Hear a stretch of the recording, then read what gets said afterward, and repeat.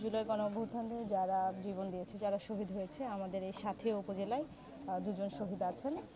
একজন হচ্ছে জুলকারনাইন এবং আরেকজন হচ্ছে আব্দুল হান্নান। তো আমরা প্রথমেই আমাদের যে কেন্দ্রীয় কর্মসূচি সরকারের নির্দেশনা অনুযায়ী এবং জেলা প্রশাসক স্যারের নির্দেশনায় আমরা প্রথমে নন্দনপুরে শহীদ জুলকারনাইনের কবর এখানে আমরা জিয়ারত করেছি এবং আমাদের সাথে আমাদের থানার ভারপ্রাপ্ত কর্মকর্তা এবং উপজেলা পর্যায়ে সকল অফিসাররা উপস্থিত আছেন এবং ওখানে দোয়া মাহফিল শেষ করে আমরা এইখানে শহীদ আব্দুল হান্নানের কবরে জিয়ারত করলাম আর তাদের আত্মার মাগফিরাত কামনা করলাম যে ইনশাল্লাহ তাদের যদি যে কোনো ধরনের সমস্যা হয় আমরা সবসময় তাদের পাশে থাকব এবং সরকারি যে অনুদান যেগুলো সরকার দিচ্ছে তাদের সুযোগ সুবিধা সেগুলো যেন সঠিকভাবে তারা পায় এ বিষয়ে অবশ্যই আমাদের সহযোগিতা থাকবে এবং যে কোনো সময়ে তাদের যে কোনো বিপদে তারা যদি আমাদেরকে স্মরণ করে ইনশাল্লাহ আমরা তাদের পাশে থাকব।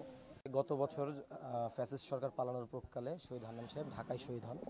এটা নিয়ে একটা ধূম্রজাল হয়, উনি পাবনায় বাড়ি অথচ শহীদ হয়েছিলেন ঢাকায়। সব কিছু মিলিয়ে ওই সময় একটু ধূম্রজাল ছিল। আমরা জেলা স্বেচ্ছাসেবক দলের পক্ষ থেকে প্রথম থেকে ওনার সাথে ছিলাম। এই কবর সংরক্ষণের ব্যাপারে আমরা যথেষ্ট ভূমিকা রেখেছিলাম। ইতিপূর্বেও পাবনাবাসীর সাথে পরিচয় করানোর জন্য আমরা এই কবরে এসেছিলাম। তারপর কবর সংরক্ষণ হয়েছে। আজকে আমরা প্রথম মৃত্যুবার্ষিকী উপলক্ষে তার কবর জিয়ারত করতে পেরেছি।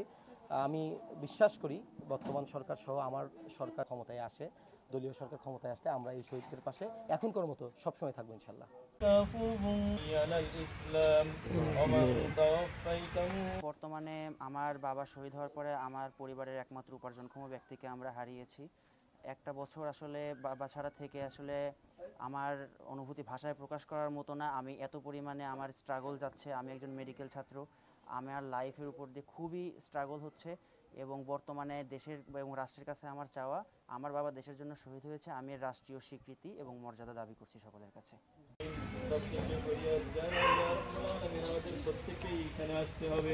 এখানে আসার আগে আমাদের সকলকে মানসিক